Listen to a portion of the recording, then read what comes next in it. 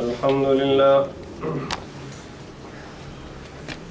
لله وحده لا شريك له صدق وعده ونصر عبده وأعز جنده وهزم الأحزاب وحده والصلاة والسلام على من لا نبي بعده ولا رسول بعده ولا معصوم بعده أما بعد فأعوذ بالله من الشيطان الرجيم بسم الله الرحمن الرحيم محمد رسول الله والذين معه أشداء على الكفار رحماء بينهم وقال رسول الله صلى الله عليه وسلم إن الله وضع الحق على لسان عمر أو كما قال عليه الصلاة والسلام يا رب صل وسلم دائما أبدا على حبيبك خير الخلق كلهم.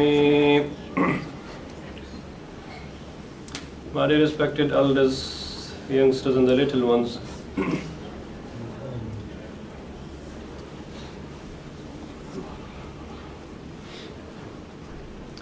Allah subhanahu wa ta'ala has inherited in every human the angelic qualities and the devilish traits. فَأَلْهَمَهَا فُجُورَهَا وَتَقْوَاهَا. That nafs of every human has both sides in his inner self. He has the good qualities and he has the evil traits. It's up to us which one to nourish. If a person nourishes the good qualities, he will become better than the angels in the eyes of Allah. And if he nourishes the evil qualities, then he will even become the worst than the animals. بَلْ هُمْ أَضَلُّ. Quran has said to such people who deny Allah, who has no common sense with regards to Allah subhanahu wa ta'ala, Allah has said such people are not even worthy of calling equal to animals. Animals are better than these people. So فَأَلْهَمَهَا فُجُورَهَا وَتَقْوَاهَا. So every human has both of these sides, and angelic qualities and devilish traits.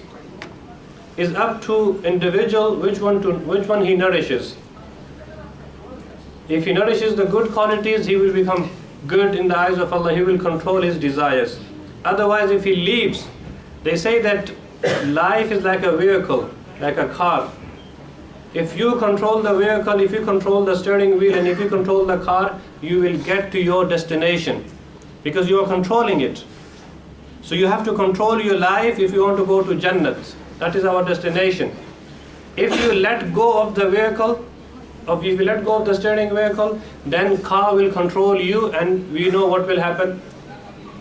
So if we don't control our life and we let shaitan do and inspire us, and we follow the footsteps of shaitan, then this will make us from the losers. So this example fits a Islamic personality called Umar bin Khattab. Hazrat Umar, the second Khalif of Islam, the second best Sahabi. After the group of prophets, the best group on the earth was group of Sahaba, the group of companions of Muhammad sallallahu alaihi wasallam. Why? Because Allah has already given them the certificate of radiyallahu anhum wa radu an. Allah is pleased with them and they are pleased with Allah. So every one of the Sahabi is guaranteed Jannati. Even last week I was saying, in every group, in every community, there are some dropouts. There are some evil people. In every group you will get. So in every group of class you can say there are some students who are not according to the standards of the teachers. No matter how brilliant the teacher is, even then one or two students will not require and achieve what the teacher wants them to achieve. But the group of Sahaba, the group of companions of Muhammad sallallahu alaihi wasallam, are one only group in the humanity which has no dropouts. Every Sahabi you name, any Sahabi you take, they're just unique examples. So the second Sahabi, Umar bin Khattab radiyallahu anhu, fits this example, that every human has angelic qualities and also devilish traits. Before Islam, we know how was he. He was the harsh enemy of Islam.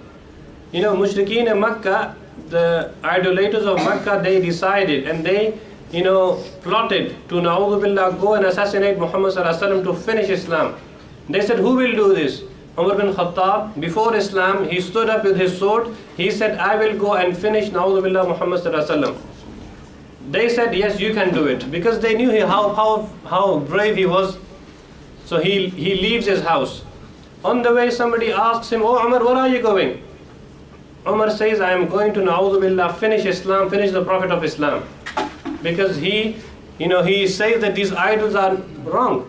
So I'm going to finish him. That person said to him, you know what, forget Prophet of Allah. Look at your own house first. Your sister has become Muslim. Your brother-in-law has become Muslim. What about them? So he said, has they? Then he changed his mind. He went to his sister's house, whose name was Fatima, and he asked her, have you embraced Islam? She said, yes. And I'm not scared of this, I'm proud of Islam. Then Umar bin Khattab, he tried to force her to renounce Islam. Today people are telling Muslims that they force people to become Muslim. But there were people who used to force Muslims to renounce Islam.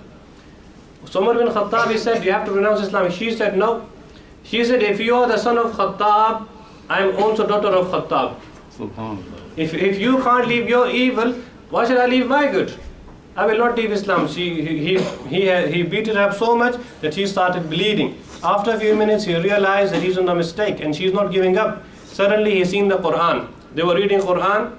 Taha ma anzalna alayka al-Quran litashqa, and these verses was there, and they were reading and they were learning from somebody. So Umar bin Khattab wanted to read. She said, you are not clean. You have to go and clean yourself. You have to do wudu. You have to be clean to touch these verses in the Quran to read. And then he went. And before this, Prophet of Allah, he made dua to Allah. Muhammad Sallallahu Alaihi Wasallam, he made dua to Allah. Oh Allah, Allahumma ayyid al-Islam. Oh Allah, help and assist our Islam either by Abu Jahl, who was also a brave man, or by Umar bin Khattab. These two people were strong enemies of Islam. So he said, oh Allah, nothing is difficult for you. Ya muqallib al-qulub, sabbit qulubana ala ta'atik. Every person's heart is between the two fingers of Allah. If Allah wants to twist and turn the heart of a person, Allah can do it. So we should never become arrogant of our good. Ask Allah for assistance and steadfastness on the good we do. So Allah changed his heart. Prophet of Allah said, oh Allah, help Islam either by Abu Jahl or by Umar bin Khattab, by them accepting Islam. So Allah accepted the dua of Prophet of Allah, and Umar bin Khattab, he realized, and Allah turned his heart to Islam. He said, take me to Muhammad Sallallahu Alaihi Wasallam. So they were in Dar Arqam, and he was taken there and he accepted Islam. And then at that time, Hazrat Umar bin Khattab, he asked Muhammad Sallallahu Alaihi Wasallam, Prophet of Allah, aren't we on the haqq? Is Islam the true religion? He said, of course it is. Then he said to Prophet of Allah, then why do we hide from the mushrikeen in Makkah and we worship Allah? Even though we are very little in number, even then, if we are on the truth, we don't need to hide. We need to be brave and open regarding our Islam. We don't need to feel shy. Then he said, Prophet of Allah, he made two parties, two jama'ah of the Sahaba, and one was led by Hazrat Hamza, the uncle of Muhammad Sallallahu Alaihi Wasallam, and one by me. Then we went openly to the Makkah, to the Haram, and we prayed and we worshipped Allah openly. That was the day Prophet of Allah named me Farooq. His title was, his laqab was Farooq, the one who differentiates between the right and wrong. That is the day Prophet of Allah gave me the title called Farooq. So this Umar bin Khattab was amazing. Regarding him, Muhammad Sallallahu Alaihi Wasallam, he said, Inna Allah wada al-haq ala lisani Umar. That Allah has placed the truth. Imagine his life before Islam and imagine his life after Islam. Before Islam, you can say he was total in the footsteps of shaitan, because he always wanted to go and damage and harm Islam and Muhammad Sallallahu Alaihi Wasallam. But after Islam, he was the total opposite. He was the defender of Muhammad Sallallahu Alaihi Wasallam. And so much so the Prophet of Allah, he said, Inna Allah wada al-haq ala lisani Umar. After Islam, Allah has placed the truth and haqq on the tongue of Umar bin Khattab. He only speaks the truth. So much so that in the Quran, there are several places, around 21 places in the Quran, on which Allah sent the revelation and the ayat according to the opinion of Umar bin Khattab. he used to wish something, Allah used to make that part of Islam. So Umar bin Khattab came to Prophet of Allah, I want this Maqam Ibrahim in Mecca, in Mataf, to be a place of worship, place of namaz, place of salah. I want people to pray here. It's good. This is the footstep of Ibrahim ﷺ. Then Allah revealed the ayat of the Quran saying, وَاتَّخِذُوا, that make the place of Maqam Ibrahim a musalla, place of namaz. So every Haji or person who goes for Umrah, after the tawaf, he reads 2 rakat nafal behind Maqam Ibrahim. Then one day he wished Prophet of Allah, people drink alcohol, and Islam has not given clear cut ayat ruling this out of Islam, didn't make this haram completely. So why don't Allah reveal a clear cut ayat making and banning haram the alcohol completely? Then Allah revealed the ayat of the Quran that fajtanibuhu, this alcohol is the acts of devil, so stay away from it. So this ayat made alcohol haram. And many other ayat, when Umar bin Khattab used to wish for something, Allah used to make that part of the Quran. And then when he became the Khalifa, the second Khalifa of Islam, our youngsters should know that there was a 4 Khulafa. After Prophet of Allah passed away, he made Abu Bakr Siddiq indirectly or sometimes directly the Khalifa and in charge of Muslims, Khalifa. And Abu Bakr Siddiq became the Khalifa of a Muslim for 2.5 years. After he passed away, Umar bin Khattab took over and he was made the Khalifa. And every Sahabi was agreeing on his Khilafah, and he became the in charge of Muslims and became the Khalifa. And Mufti Usmani Sahab, Hafidahullah, has written in one of his books that today's around 15 countries were ruled by one man, Umar bin Khattab. Meaning his Khilafah, his expansion of his Khilafah was so much wide in the world that today's 15 countries are located in the area where he ruled. And then he used to say that if even one dog dies out of hunger, then Allah will ask me, oh Umar, in your rulership one dog died. What will I do then? Imagine how much careful he was in his leadership. Then he was the leader, but he used to, do gasht, and he used to go around the streets of Medina and in his area to find out if anybody is in need of help. He would go and help. So one night he was walking, he saw in one house one baby was crying, one newborn baby was crying, and he knocked the door and he told the mother that, what kind of mother are you? Your baby is crying and you don't even look after the baby? She said, no. She said, I'm trying to stop his breastfeeding. He said, why you do this for? He said, because she never knew this is Umar. She didn't realize this is Umar. She said, because our leader Umar, he has ruled that all those babies who stop breastfeeding, they will be given child benefits. Have you heard this word before in Islamic history? We all think that England and these Western countries only give child benefits, so they're the best people in the world. But do you know who started these child benefits? It was Umar bin Khattab. So she said, Umar bin Khattab, the leader, only gives the child benefits after the child and the baby stops breastfeeding. So I want the baby to stop the breastfeeding so we can get wazifa, so we can get some child benefit. So he realized and he said, oh no, how many children have suffered due to this ruling of mine? Next morning he called his cabinet, he called the people in his party, and he said, we need to change this ruling. That as soon as the new baby is born, we need to start their child benefit and give them straight away from their birth. Imagine. And how many Muslims today know our history?